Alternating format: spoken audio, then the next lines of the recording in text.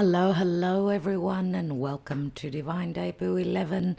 This is Kathy speaking, and welcome to your Twin Flame Soulmate or Karmic love reading that we do every Wednesday. We did unfortunately miss last Wednesday, but that was impossible as I had my plate full and I had my obligations. So thank you for joining us here today. Thank you for liking, sharing, subscribing, commenting, and your donations. Thank you for being a patron. Thank you for considering becoming a patron. The individual love readings, my dear friends, are on Patreon, and we're almost through the elementals that are free on YouTube.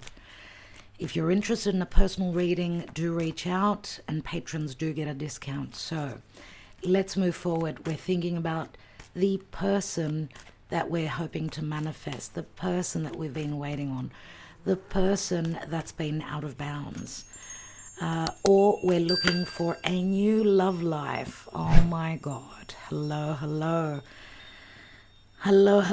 dear Emperor. What a surprise. Great to see you. I hope you're all doing well. And remember, the Emperor could be any sign, of course. As an archetype, he's the person that is mature, that's experienced, may have other obligations, may be already a dad, may already be a spouse. Doesn't necessarily mean that they're still in another connection. Okay, now we know the Emperor is usually Aries. For me, it's also Taurus. I usually do see the Emperor very strong-willed. For someone to be able to be an Emperor, they need to be strong and courageous and have that leadership quality. Not necessarily because he's here, he's going to take the lead. For some of us, because we don't take reversals, he may not be able to lead. He may not be able to give you the security and the stability that you're seeking. Now, in the Psychic Tarot of the Heart, which we're taking the Karma Dharma, we've got the Emperor. The Sun is shown on this card, as are two Emperors as well. So I do get Gemini as well. Very strong Capricorn and Aquarius possibly coming through the Emperor. Could be a Sag, could be any sign. Let's not get stuck on that. Let's see if they're willing to take the lead and offer a stable and long-term relationship, or if they're elsewhere doing something else. This could also be someone that is very much a leader within business. This could be someone, he holds the scrolls, and the scrolls could also be someone who's going through a learning process, life learning experience. Who knows? It will be different for each of us. Let's see what's going on, as I'm hoping to get through the elementals as well today, get them up and running for you. Thank you for joining us in the chat. You may comment yes please today, and from tomorrow, I would say, if not today, I can get to your own personal yes please love message. Keep them coming in, and I will take a personal card for you. For some, I do tend to take 2 cards when something is not so clear. Of course, if you're donating, I do appreciate it. I might take a couple of extra cards for you. So that's how it goes. It's an exchange of energy, an exchange of love. You may join me in the chat. Let's have a chat in the premiere. I'm here for you. Let's exchange views, knowledge, and news. Let's see what's going on in the Virgo season, my dear friends. The Virgo season, which holds a lunar eclipse in Pisces. So in the sign opposite to Virgo in Pisces, we are having a lunar eclipse. And then on the 2nd of, that's on the 17th or 18th of the month. And that's going to be an eclipse on Neptune, so a full moon. Let's hope that those rose-colored glasses come off, that there's no more illusion. Just cheers, my dear friends. I'm having some coffee. and we're having a new moon in a Venus-ruled sign, the Venus-ruled sign of Libra, on the 2nd of October. We are entering eclipse, the eclipse window, and Mercury, the messenger of the gods. Mercury, who rules Virgo, he does speak to communication and logic and a movement, right? He's coming out of his shadow phase. So let's see what information he will bring us. All the planets passing through Virgo have been in opposition to Saturn. So it's been like an extended Mercury retrograde. That is a certainty. So it's like nothing is budging, nothing is moving. We're hoping on that to change. The eclipses will bring faded events, big aha moments, surely. Let's see what's going on, because we've got nostalgia here. This could be a past connection. This could be someone you've known for a long time, or it feels that way nevertheless. Remember, not everyone is hoping to reconcile and be with that past person. Some people are looking for new love. You may be single. So let's see what the reading shows, what the energies are relative to what's going on now, or whenever you view this reading. Okay, I was thinking to do the divine spread, and that's what I'm going to do. So I'm going to take this card as the foundation, as the past, right, and the route to the reading. We haven't done a divine spread for a while, so I'm going to spread this as we do the divine spread. I know some of you do love it. So what is going on? What's hidden that we don't know? The Four of Wands, a marriage, and justice. So someone going through possible separation and divorce. Something very karmic going on relative to a marriage, or relative to stabilizing a long-term relationship. What has been going on in the past? Ace of Cups. This is self-love. This is opportunities for a new cycle. We see tears of joy or tears of sadness in the recent past. So depending on your own personal situation, remember it's a general reading. It will not resonate with all of you here. Okay, let's see what's going on in the now whenever you view this. We've got the Page of Swords. This is a messenger. This is Gemini energy, right? And we've got so many retrogrades going on right now. Even Jupiter, the planet of expansion, luck, growth, communication, perception, Jupiter in Gemini is starting to slow down, and he's going to retrograde in the month of October. We've got all the outer planets retrograde, even Uranus, right, in Taurus, retrograde. Pluto has gone back to Capricorn. There's something that needs to be finished off, something that needs to end before we can move into a brand new 20-year cycle. Look at your chart, look at the Capricorn area of your chart. Depending on what your rising is, Capricorn will be in a certain area of life pertaining to your birth chart. That's where Pluto is finishing off the job. What is he finishing? What is he ending? Now, Mars, who is the go-getter, the divine masculine archetype, the courageous, the warrior, the energized Mars that cuts but also takes action, who initiates new changes, new seasons, has entered the watery sign of Cancer and will be there for the next few months until, what can I say, next May, June. He will be retrograding between Cancer, mostly Cancer, and then Leo. So look at those areas of your chart and see what is it that you're needing to go back and revisit, re-look at. Because Mars drowns in Cancer issues pertaining to the past, to someone's personal home life, right? Cancer, the home, the past, personal life. Mars is going up and down there as he enters Leo, and we'll be doing a special Mars retrograde video on Patreon on Tier 3. If you're not with us on Tier 3, do join us. We'll be doing and we'll be looking at the Mars retrograde. It's very important astrologically speaking. So we'll be doing a special on that to look at when he enters Leo. He'll be giving more oomph, more strength to all of us. Leo is a fire sign. So do join us so we can go into the details, and we'll be giving you dates. Right? This is like the go-getter, the warrior. Mars now is in Cancer. He's dealing with the past. He's dealing with the sensitivities. He is aggravated. He can't move quickly. He drowns in his emotions. His light has come off. He's got issues from the past he's needing to tend to. He needs to put out the fires relative to the past, or light the fire relative to the past, because right now it's hard to move forward. Yes, it is. With all these retrogrades, what's crowning us?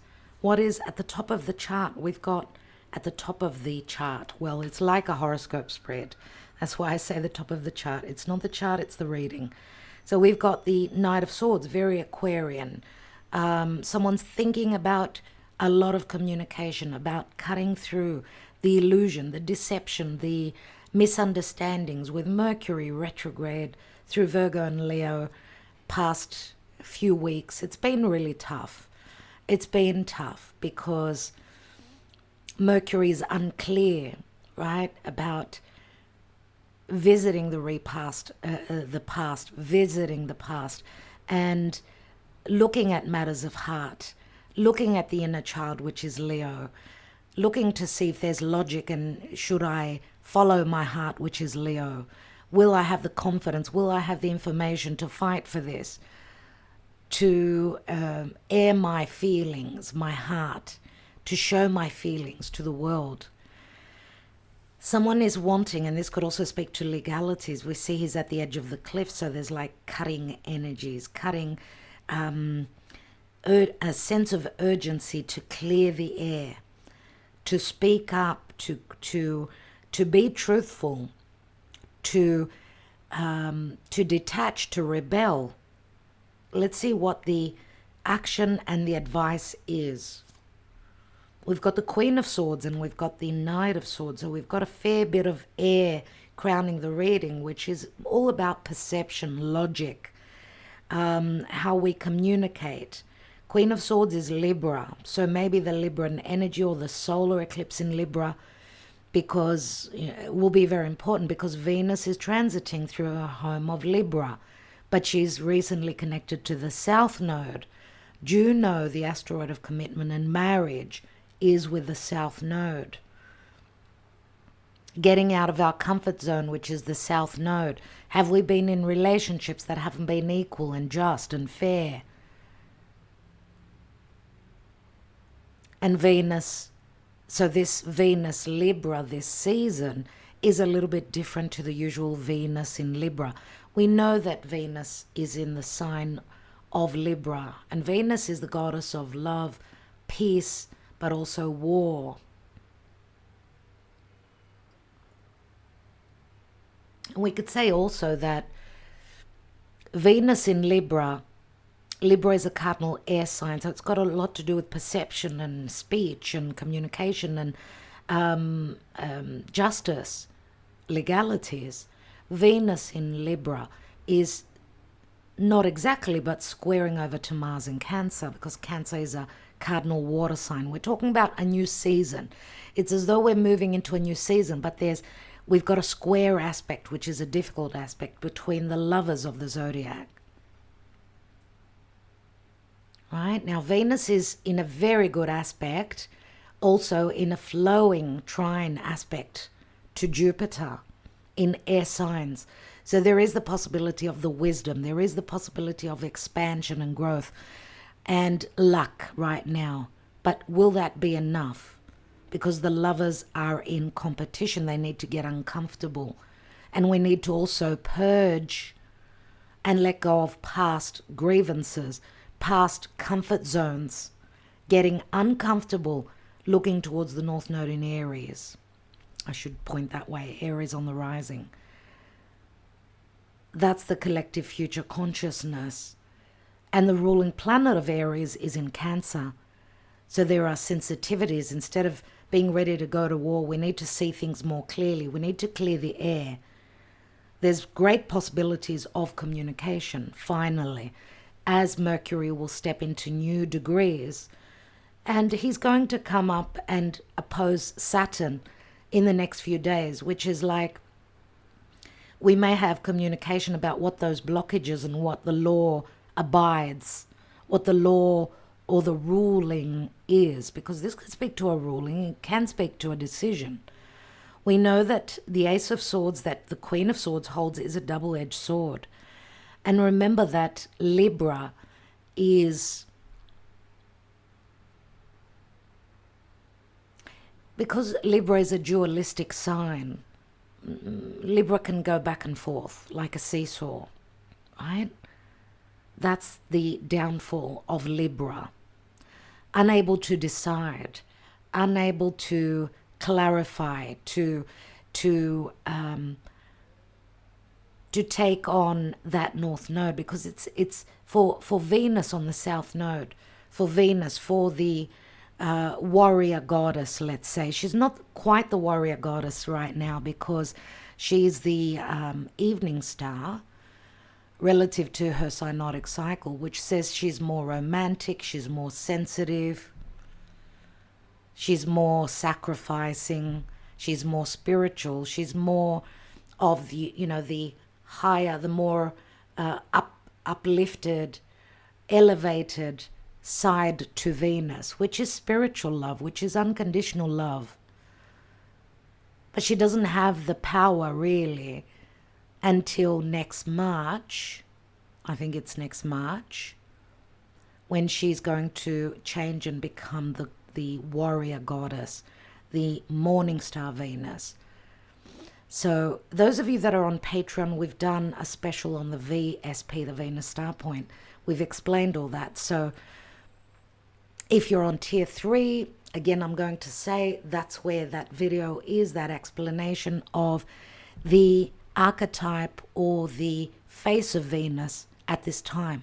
She's very sensitive. She's unsure for me. Yeah. And, okay. Let's see what the possible outcome is. The possible outcome, please, Spirit.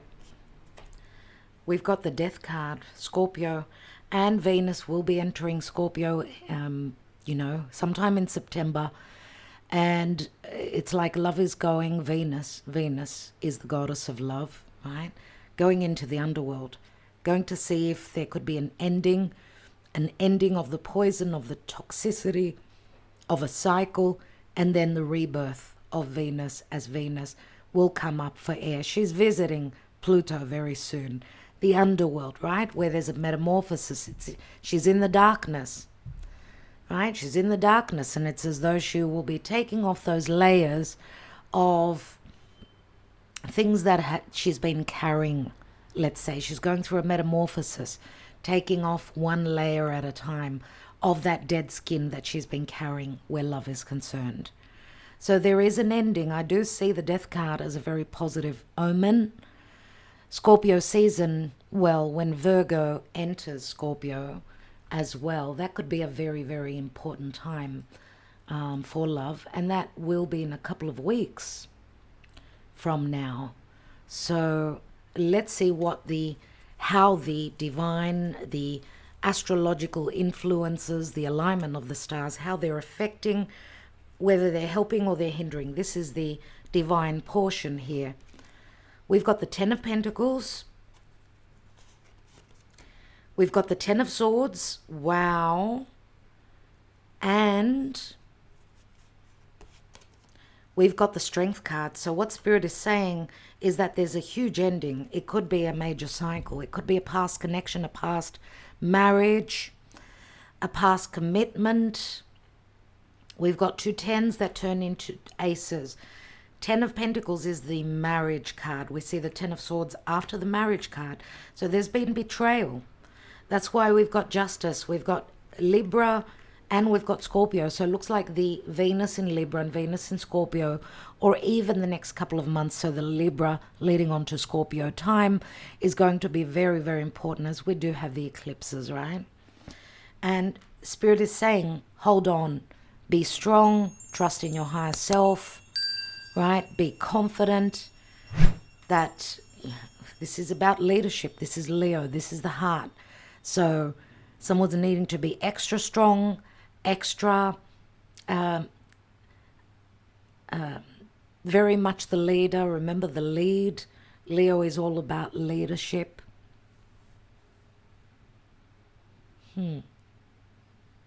So it looks like we're going to have to be strong as there's a major change happening and coming in. Let's see what's at the bottom. We've got the Hermit, so someone's looking for the light, obviously Virgo season. Beneath that is the star, and the star is Aquarius. Interesting. We've got Uranus that has the ruling planet of Aquarius that's just turned retrograde in Taurus and is in good aspect to the Virgo part of our charts, let's say. So, the sun that's soon to get to those last degrees of Virgo is going to be in a good aspect to Uranus. So matters pertaining to the past, this could be an aha moment. That could give us some hope, some truth. Someone is seeing the light. Interesting, we've got Mercury and Uranus here.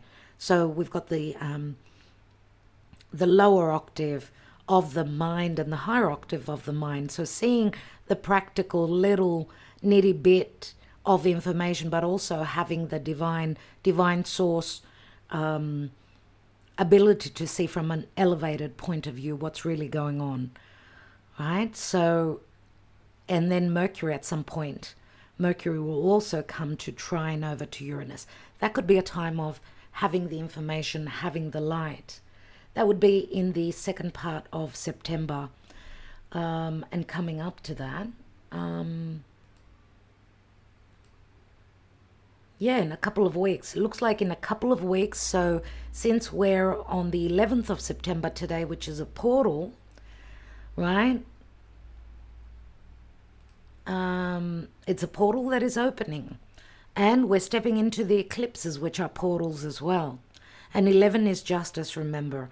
11 is also, it's like the cardinal number 2. So needing to make adjustments, needing to make choices, being ready to step into that new, stepping into the foyer and into a new situation. But there are decisions that need to be made. Maybe also things that need to be dealt with. Possibly also endings, legalities before the new portal, right? Which is, of course, the solar eclipse, which is going to be an amplified new moon in the sign of Venus. So for Venus, it's a brand new beginning, but it promises also the actuality of that or the completion of that, if not early November, which, oh my God, end of October energetically is really tough. So is early November, my God. So I'm wondering if it's not in the Aries season when we're going to get that full moon after the solar eclipse and the new moon in Libra on the 2nd of October. So it may be a larger cycle of 6 months. So let's see what's beneath that. And we've got the 7 of Swords. There's been a lot of secrecy and stealth, especially if you're communicating through social media. There's a lot that has not been revealed or expressed or communicated. That's why someone is in the hermit mode, seeking advice, looking for the light, going through a spiritual awakening, seeking to have a tarot reader, an astrology reading, let's say. This could also be a marriage counselor. This could be a legal representative, a professional, could be a psychologist, could be a lawyer, could be a detective. There's the Two of Pentacles. And there's Temperance, 2 cards of balance, things being up in the air. Okay. Let's take more information and see what's going on. We will take the little Greek love oracle at the end. And I love it because it gives us quite precise, quite clear messages. And today we are using the Gilded Tarot Royale by Ciro Marchetti, and we're using the Gilded Reverie Lenormand, the extended, by Ciro Marchetti. So just so you know, if you're interested in these cards, let's see what's going on in love at this time with the person that you're hoping to manifest, whether it's someone new, someone old, right?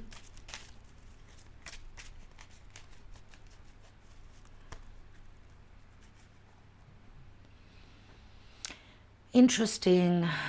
I'm going to steer you over to the air element reading, because there are similar messages of a possible closing up of a major cycle and then opening up a new one, a new life cycle.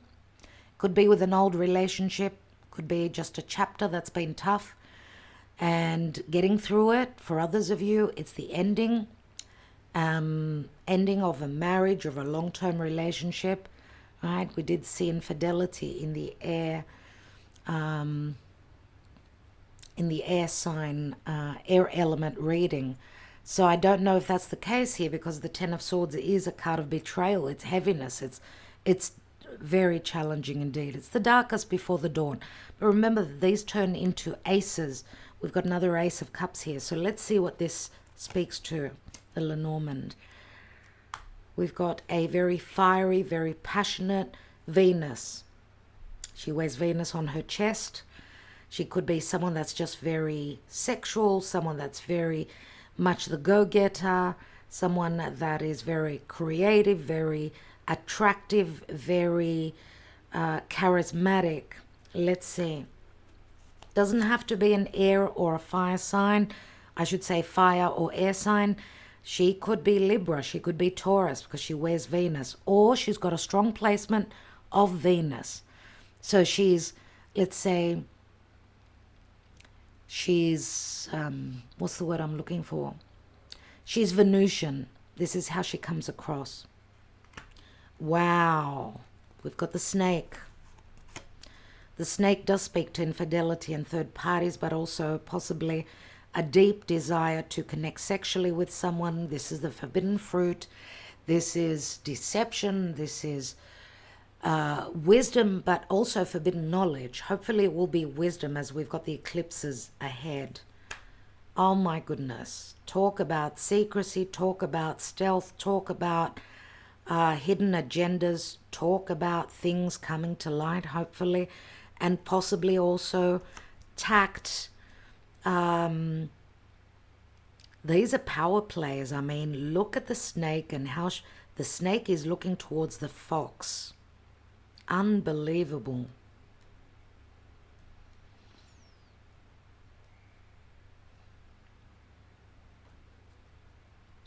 So I'm going to say Scorpio. I'm going to say the fox could be tact and intelligence. So it could be air energy. Strategy, logic, intelligence. I would say Gemini as well as Virgo energies here, because they're ruled by Mercury. Let's see, we've got an ace, we've got the rider, which brings in a lot of news. This is possibly anything to do with travel, anything to do with lots of quick messages coming in that will bring a sense of wish fulfillment. This is Mercury.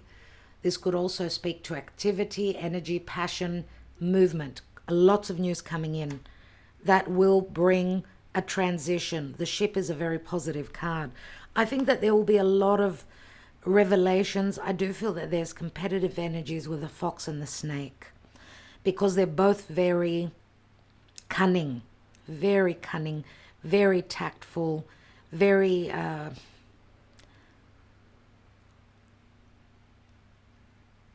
transformational. It's like they're like key players, you know what I mean? This could be two females that are in competition for a particular emperor's heart. And we've got the star, so the Aquarius energy comes through and promises a wish fulfillment. This is like progression towards goals, right? The star means Neptune in Pisces, and this is where the eclipse, the lunar eclipse, will be happening on Neptune in Pisces. This is a card of hope, optimism, dreams, and inspiration, right? It's the Six of Cups, which is also the soulmate connection. Yes, there could be travel. Yes, there is transition, movement towards a wish fulfillment or some hope, let's say. Interesting that the star is number 16, which is like a tower moment. It's the Uranian energy, Uranus going back, right? We did have recently We did have Uranus conjunct Mars, and with Algol. Algol is Medusa, the head of snakes. Fears, this is a loss of power. This is going back into the, how can I say, going back to finish the job, because remember Perseus went and beheaded Medusa. Now, but right now, as this conjunction, this new seed that's been planted in the area of Taurus in your chart at the last degrees there, it hasn't been easy. And Mars is going to get to the point where he's going to be in good aspect with Uranus, because Mars has entered Cancer. But that's going to be interesting. We'll be going into those little details because that's a positive aspect. It's like saying Perseus is going to go back into the home of Medusa, where he had to finish the job, let's say. Maybe he chickened out. Maybe he needed divine source help, or remember that he was helped by the gods. He was given a shield that was like a mirror, and so much more with the mythology of that. But I don't feel that we're finished, because Uranus is retrograding, and we'll be back over those and reminding us of what was going on. We'll be talking about when that happened in the analysis. So generally speaking, with the tarot, there is a wish fulfillment here. There's something about the past. There's nostalgia. This is hoping for an emotional connection, hoping for more reciprocity. Six is a balance, remember? And hoping for stability, because the anchor does speak to getting grounded, but it can also speak to either business or marriage, seeking stability, something long term. But we see the key, and we see someone is hoping to get out of a prison, out of a jail, out of an imprisoning situation, looking for the healing, because the key is also Chiron. And Virgo is about healing a situation, physically, emotionally, psychologically. Looking at the little details. What is it that we need to do? What could give us the key? The key is an achievement, a resolution, and a revelation, but it's also liberation. Yes, someone needs to let go of these tough energies, let go of the conflict. This could be internal conflict. Someone's looking at the details here. This is anger. This is frustration. But someone is looking for the revelation, for, looking into this open wound, which is Chiron in Aries. And that open wound could speak to the inability to move forward, to have the courage to slay the dragon at this time. But it looks like someone's going to be pushed to do that, looking at the cards. Let's have a look at your sex life. Let's look at what's going on in the bedroom with the Tarot of Sexual Magic. Let's take 3 cards and see what's going on here. Because Scorpio has come up. We've got a divine feminine that's very passionate, that's very, she's wanting to take action. She's very driven. She's desiring. She's desiring. And this could be secretive because of the fox. Yes, it could be. What's going on in love? What's going on in the bedroom? What's going on in intimate relationships at this time? We see the Knave of Wands. There's enthusiasm. There's excitement. Could be a little bit of stress as well, because it's the Page of Wands. This could be a message of let's get it on, baby. But it's only a page, right? There could also be physical distance between the two of you, because this is a messenger, right? And remember, this is like the minor arcana of the Fool, and this is the traveler. This is the voyager.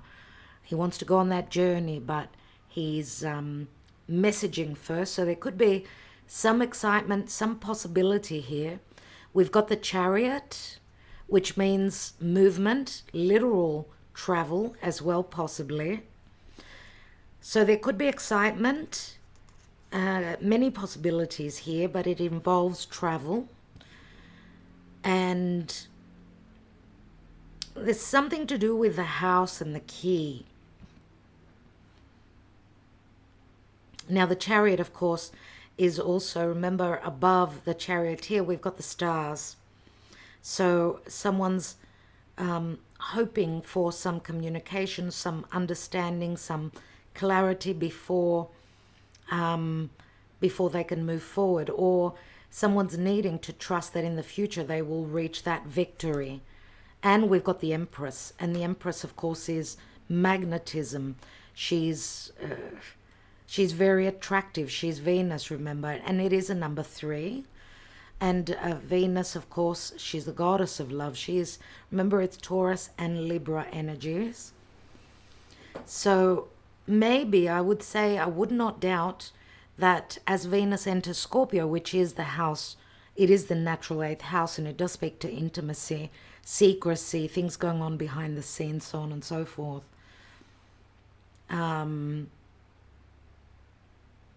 That's when things may start to heat up.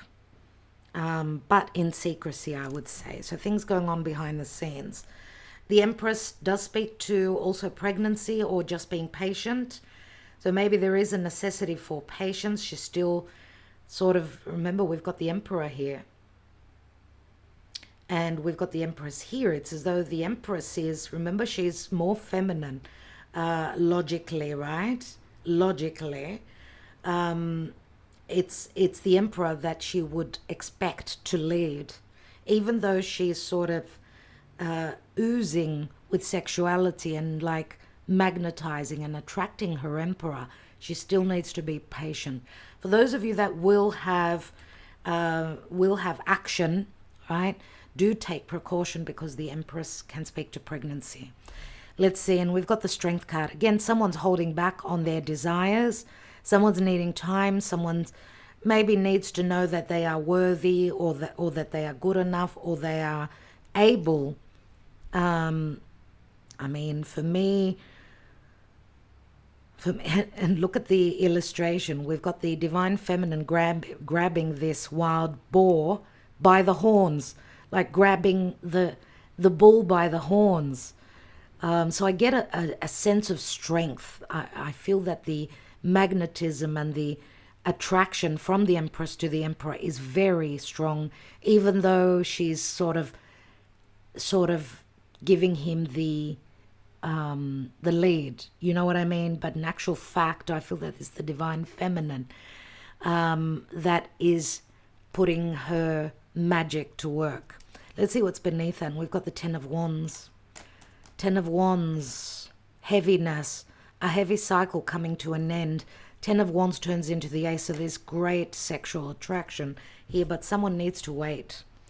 Someone needs to wait. I'll tell you what, because we've got Taurus and we've got Taurus, we've got Cancer. This is very sensual lovemaking. Even though there's a lot of excitement and a lot of fire, there's a lot of desire, but there's a lot of sensuality and beautiful energies relative to lovemaking. That is the potential, but, and you know, it's like the Empress is, she's the pinnacle of love and manifestation and feeling like you're in the Garden of Eden. What can I say? Let's move on and let's see emotionally and where the psyche is concerned, what's going on possibly. And we'll take another layer here. And of course, we can't leave a Death card like that as the outcome. We need to see what comes after an ending.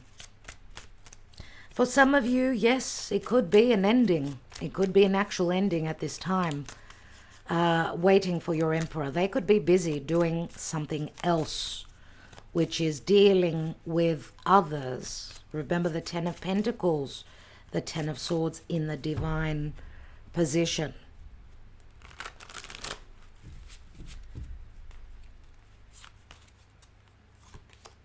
victim, and we've got very strong Piscean energies here. The victim, right? Third party, could speak to a secret love affair.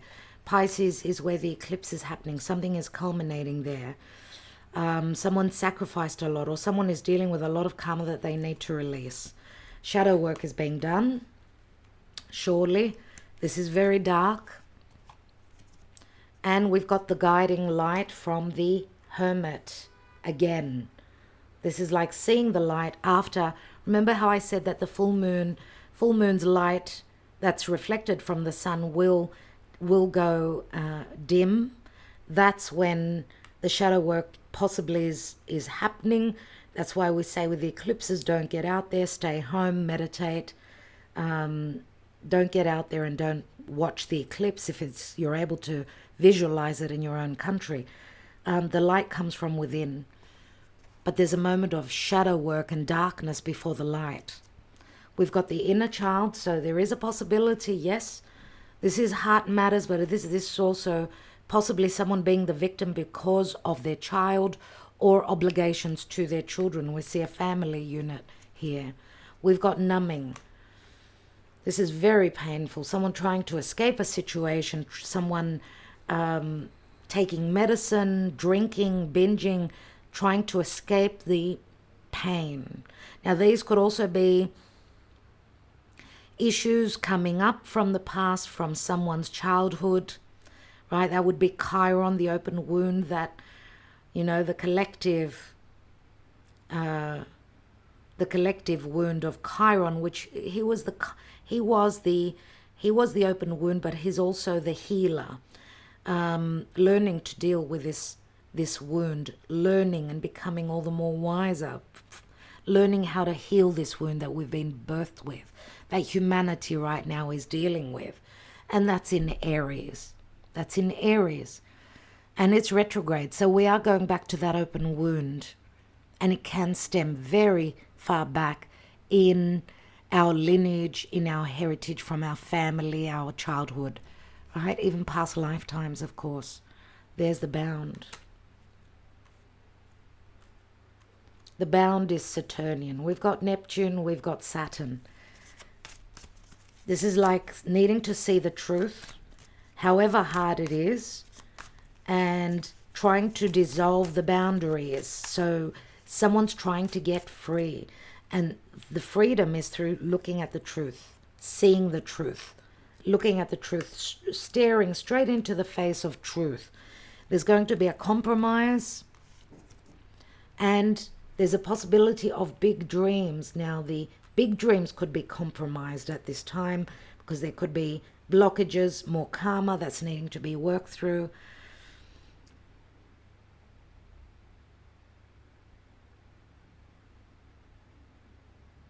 I would say that this big dream that we've imagined, because we've got Neptune and Saturn. Remember, Neptune and Saturn will leave Pisces, which is a very karmic sign. It's also a sign of God and divinity and self-undoing and breaking free from, karmic cycles and so on and so forth. I feel that when they connect, Neptune and Saturn, I think it's roughly February or March of 2025, first time they enter Aries, we're going to start to see the war. That's when things will start to happen more, how can I say? We'll be seeing what it is. It's as though we'll be able to see what it is that we need to do. That's where the courage comes in, because they're going to trial and then go back into Pisces again. So 2025 is going to be a very important year. And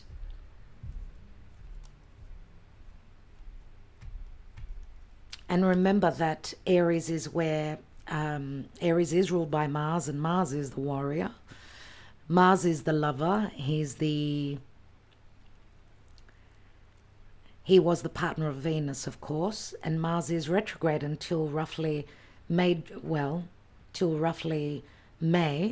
April, May there. We've got more eclipses there, and then he will finish up sometime, I think early June.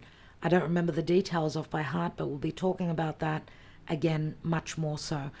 There will be moments of courage and gutsy energy, and I'm going to take a risk, and I'm going to be the warrior. I'm going to go to war. I'm going to slay that dragon. And that dragon can also be, it could be situations relative to others, but it could also be slaying our own fears. A fear of change, a fear of death, a fear of letting go of a relationship. Right? We've got the abandoned. It feels right now as if someone's not ready to do the work. They're not able to do this yet because there's so much going on here. Let's take another layer. Let's take another layer as we are seeking the light. Of course, we've got a 9 here. The month of September is going to be very, very important. What is the 6 of Cups about? And they could be children. Someone that has got children. The Emperor would logically, and the Empress, they've got children. We've got a Page of Pentacles, another child, another message that promises something that we're studying and looking to manifest, to create long term. Let's take one more on the Page of Pentacles. But we've got Temperance saying it's not the right time. There's physical distance. There's an alchemy going on, right? There's an imbalance right now. Everyone needs to be in position before this can manifest. Let's see what's going on in the hidden. Why do we have the Justice card on the 4 of Wands? We've got the Magician. So there's been a lot of trickery. There's also a lot, because it's a major arcana. Remember, it's Mercury, it's Gemini. This is also an Ace, which says someone is hoping that the stars align to help them make the magic, right? There will be communication. There will be logic. But there has been trickery. We also see the fox here and the snake. A lot of secrecy, a lot of trickery. Remember, Mercury is going to be very strong in the next few days as he, after the 12th of the month, as he enters new turf in Virgo. Let's see the recent past. There are the Lovers, so there are choices, obviously. This is a divine union, right? And there are a lot of tears around this divine union, this blessed union by the gods. But there are, remember, it's Gemini. And we've also got Gemini up here. And Gemini is a dualistic sign that cannot decide, or that has options, or that needs to decide. Jupiter in Gemini can speak to wisdom, but can also speak to legalities, possible separation, and divorce. Where there will be no more flip-flopping. Jupiter is the teacher within the house of the student, Gemini. The teacher is visiting the student. It's like they're coming together and working together. But Jupiter, remember, in Gemini is going to go back. A decision is not going to be made yet because someone still has wisdom to gain, logic, understanding, go through a separation. Because, you know, Jupiter does speak to justice and speaks to legalities. Zeus brings people together, but he also brings separation. Let's have a look at the Page of Swords in the now. We've got the Empress here. The Empress is here, my dear friends. And the Empress is about waiting. She is about frustration. She is about waiting. These could be talk about a mother and her children, her child. This could be talk of like information coming in. I mean, the messenger will bring us information. So we may understand that we need to wait. We may understand that this Empress needs to wait. She needs to be patient. Or that she's dealing with karmic purging of the past. Because remember, this is Libra, this is Venus, and Venus is in Libra. She's just conjoined with the South Node and with Juno and Black Moon Lilith. So there's been a lack of fairness, a lack of respect and justice. Let's take one more on that. And we've got the 9 of Cups, so some good news is coming in, surely. Surely. But remember, 9 of Cups again to me speaks to binging, trying to block out the pain, the hurt. We've got the numbing here, which is very much like the 9 of Cups. Something needs to be healed in a different way, not through using toxic means to escape a situation and not seeing clearly. It's a time to take off those blinders. What is the Knight of Swords? No more waiting. Lots of information coming in. We've got a King of Wands, someone that's ready to take action. Yes, the Emperor could be the King of Wands. King of Wands could be a fire sign or a Scorpio or any other sign. Or any other sign for that matter. But the King of Wands knows what he wants. He chases it. Let's have a look at the Queen of Swords. We've got the Page of Wands again. We've got the Page of Wands here as well. There will be talk of and excitement about enthusiasm. We know the King of Wands, he holds that Ace of Wands. This is his desire and this is what he wants to create. He's inspired. He's had enough of waiting. A lot of news is coming in. The news could be about continuing to build on a 7-year cycle, 7-month cycle, or having enough of waiting for so long. King of Wands doesn't wait. It's not his forte.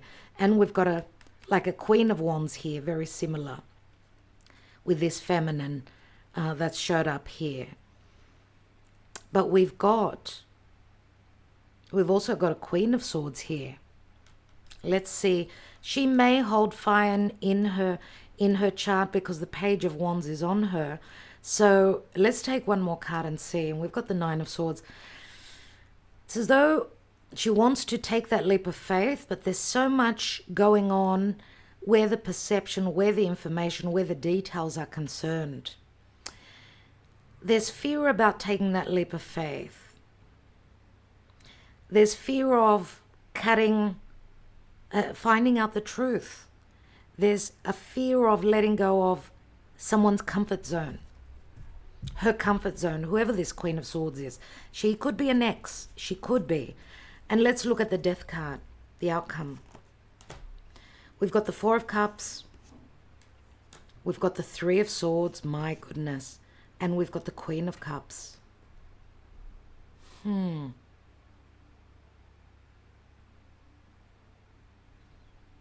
in the Four of Cups, usually this person is looking at the Three of Cups. In this case, they're looking at the Ace of Cups, which is right across there. So it's as though someone is waiting on this offer from the other person. And this offer is not coming in quick enough.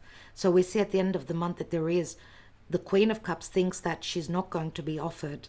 It's as though, that Ace of Cups that she holds, she's turning her back on missed opportunities. It's as though she's saying it's over with.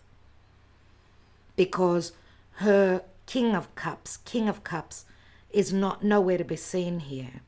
There's more of a sexual connection, not so much an emotional connection. All right, let's look at the divine position.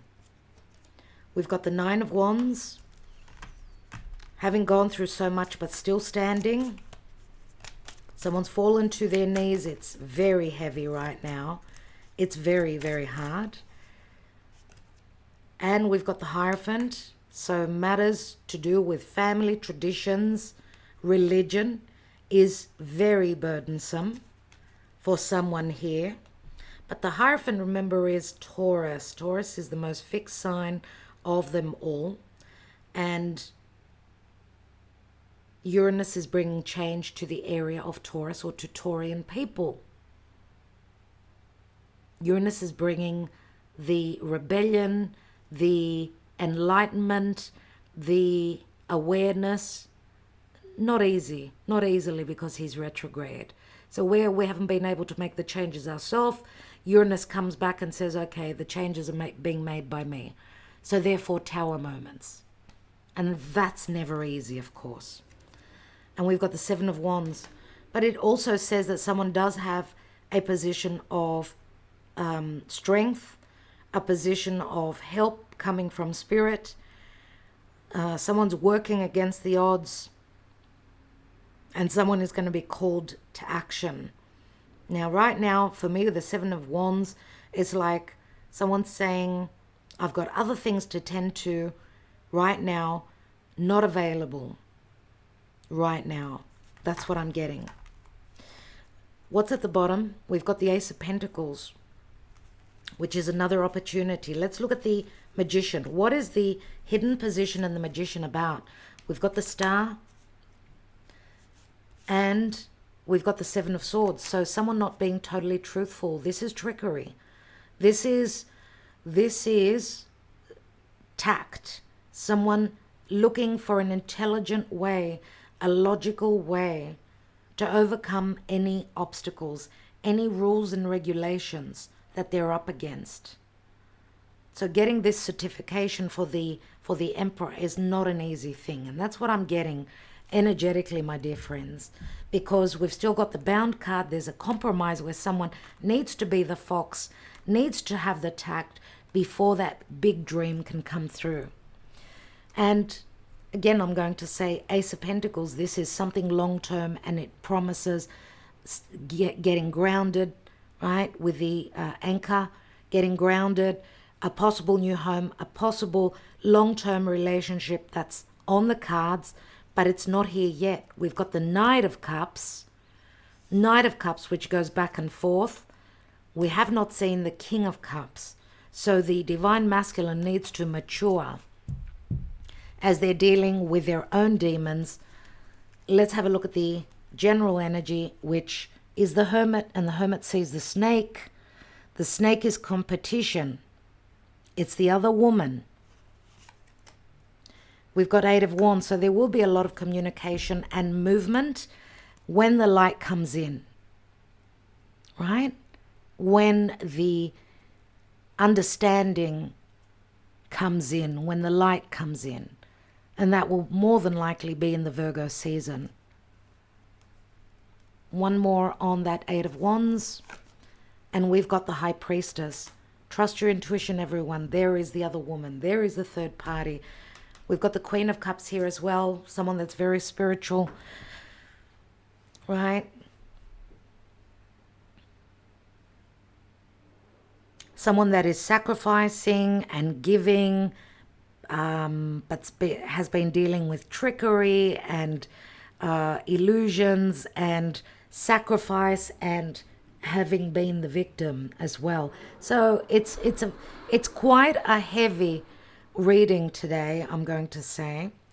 We are going through eclipses, but I do believe that eclipses can eclipse the limitations and the boundaries of Saturn, because Saturn in Pisces, he sort of limits the dream, which is Neptune, but Neptune is stronger. He can dissolve the boundaries of Saturn, but it's all about timing. Let's take, before we take these, I want to take 3 Sibillas on the outcome. I want to have a look at the outcome.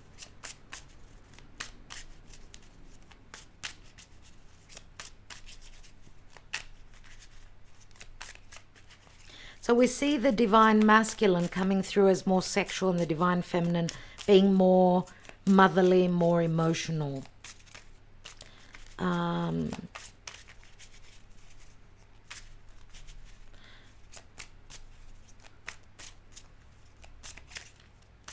Not to say that there isn't a very strong need to connect physically. It's just that I think that the Divine Feminine has got the nurturing, the loving, the heart above the physical side of the relationship. And that's quite normal. Let's have a look at the outcome. Why do we have these cards here? We've got Donna Maritata. We've got the Dispiacere, the Ace of Swords. And we've got the letter, the news. Let's take one more. And we've got the Giovina Fanciulla. So we see here that there are like 2 or 3 maidens, two or three Divine Feminine figures. Let's say we see the Dispiacere coming, tears of sadness, let's say, relative to the Donna Maritata. Usually she's the mother. She's the one that has got children. She's the one on one level that is the spouse, but on another level she's also the perfect mother, let's say. Because we do see an older and a younger female here. So 2 of Pentacles, again, things are up in the air. or there's a two-timing, or there's a decision that needs to be made about some sort of a purification process, or needing to choose between, you know, the Emperor, my obligations and what I desire, my responsibilities and what is true for me, right? Because the Giovina Fanciulla, she's very Virgo, and she's very much about purification and cleansing and clearing. She's very ethical. She's very ethical. And I'm going to take one last card.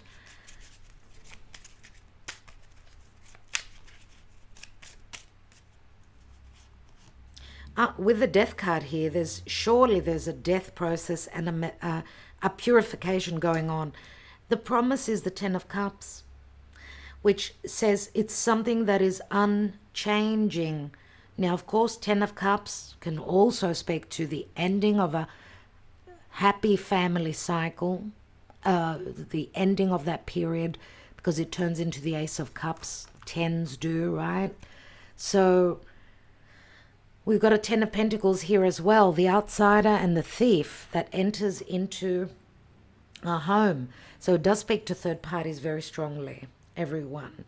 So, a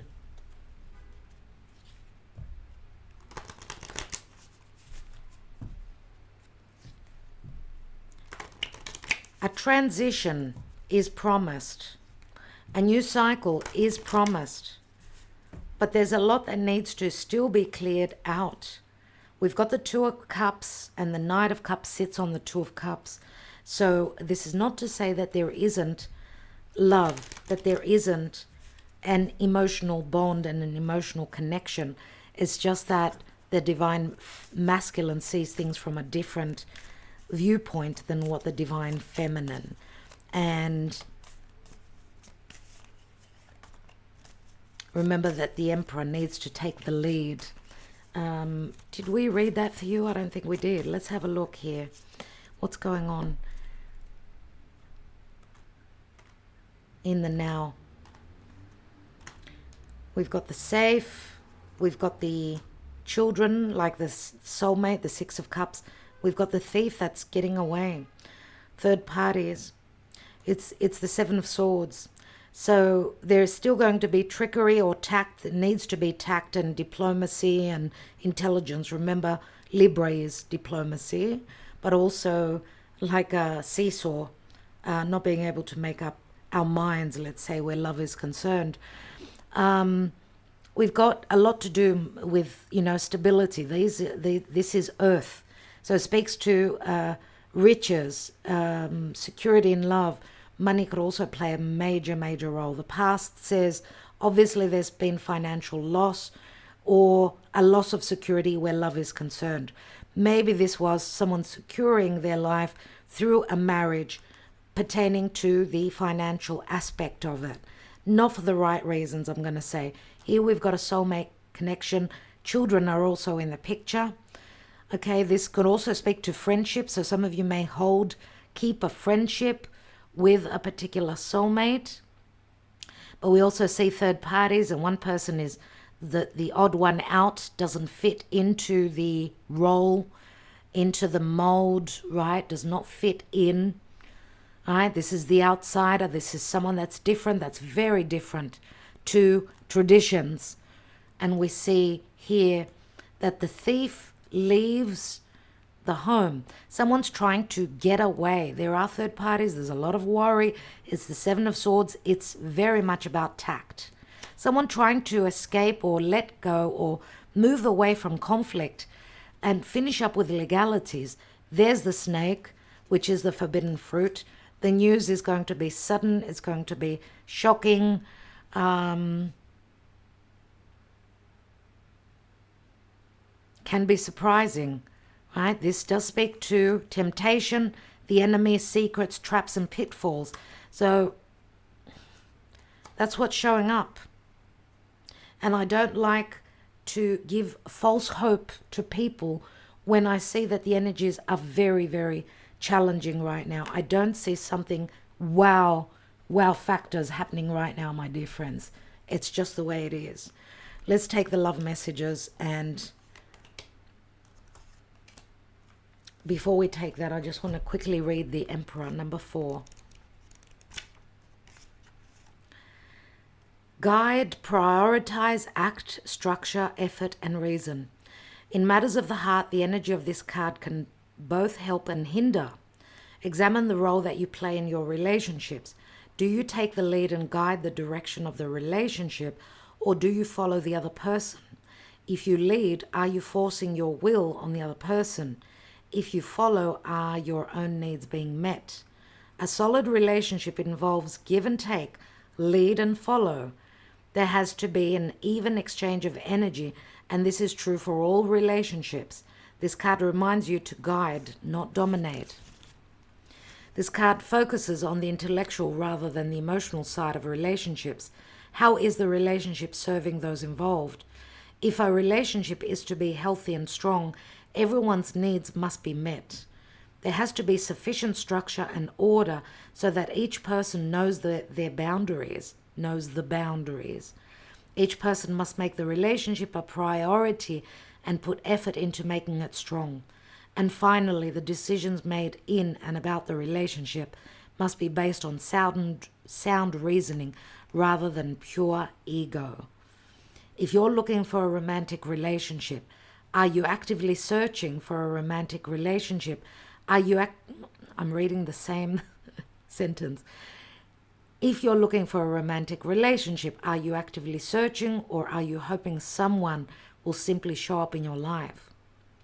This is a card of action, of being proactive, not reactive. Take the lead, network, make yourself available. Wow, okay. For some of you out there, I'm going to say you may be leaving someone that's a bit older for someone younger, because the Emperor and the Empress, they are usually parents. They do, they belong together sometimes. They may not be able to get it on, right? They may have their own disagreements, especially if someone is trying to control or is a player. We did see the Knight of Cups, who, let's not rule out that there is a possibility as well of a King of Wands, if this is not the Emperor, someone that's ready to take action, someone that's ready to chase. More so, I would say the King of Wands would be the Emperor. So, because sometimes King of Wands can get heated under the collar, can be very demanding, can be very flirtatious. You know what I mean? So, let's take the love messages.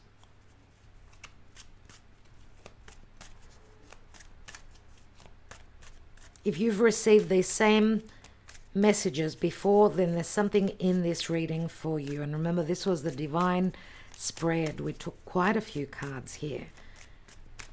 It's good because you get more clarity, but it can get a little bit confusing. So we've pushed the limit today. Let's see.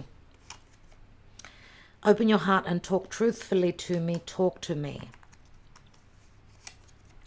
My life is empty without you. I'll do whatever it takes to get you back.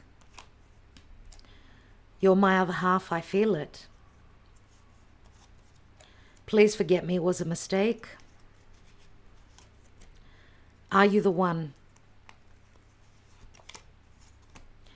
You mean the world to me. I want to take this journey towards you, and I will. Let's elope. Let's try again. I love you. You were cold and distant to me. I needed more passion. I need time to process and to think. Please be patient with me. I really want to work on us. You are worth it. We've got a fair bit of earth here. So earth is grounded, is stable, but is very slow. I will climb any mountain. I will swim any river to be with you. Come to me. See, the come to me, that's like someone giving an order, right? You make me quiver. I'm hooked on you. You turn me on. So we do see the sexual attraction here. And babe, I love you so. We've got a fair bit of red color, so it is very positive. I love that. And especially as we end this reading, you are my sun and you are my soul. Someone is realizing that, obviously. We did see the Two of Cups as well, right? You are my sun and you are my soul. But there's conflict. There's conflict around that. And there's other people involved. So, my dear friends, thank you so much for liking, sharing, subscribing, commenting. For commenting, yes, please, beneath, and I will get to your answers to your own personal love messages very soon. Thank you for supporting Divine Debut 11 through Patreon, or through purchasing a personal reading, or through liking, sharing, subscribing, and of course commenting again, I will say, and your donations, always very much appreciated. Thank you so much for waiting. I'm wishing you well as we're coming up to the eclipses. It will be interesting to see. And you can always email me, divinedebut11@gmail.com, if you're wanting to share your story with me, if you're wanting to get a printout, or for me to send you your chart if you have not run your chart, you don't know where your planetary placements are. That's a free service, so I'm willing to do that for you. But of course not the analysis, but just you'll get an idea of your sun, moon and rising, right? And that's about it. Thank you so much for all that you do, my dear friends. I will be back. Much love. And okay, what's today? Today's Wednesday. We've got Friday the 13th in a couple of days. I hope that it's going to be lucky for us all and not unlucky. Okay, sometimes I am superstitious, other times I'm not. I look at it as a lucky day, and we've got the lucky aspect of Jupiter trining over to Venus, and Mercury is going to be on new turf. So I hope that the news is good. I'd love to hear from you. I will be back. Catch you soon. Much love, and look out for the free elemental love readings on YouTube. They'll be all up tomorrow. Love you so. Namaste.